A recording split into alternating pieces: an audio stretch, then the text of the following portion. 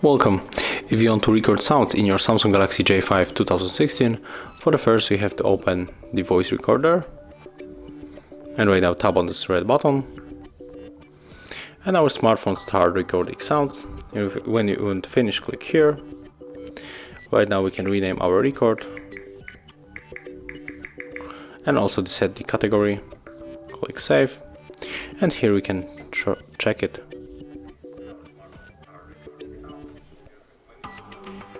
I don't know that you hear it, but let's try it again. And our smartphone start recording sounds when you want to finish. And as you can see right here we get a few functions. We can also speed it up by 2 times. We can also just slow it.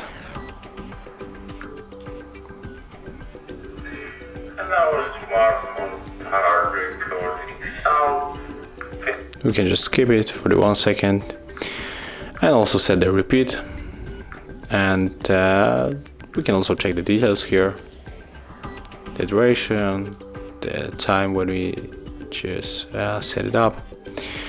So that's how it looks. Thank you guys for watching. Leave thumbs ups, comments and subscribe to our channel. See ya.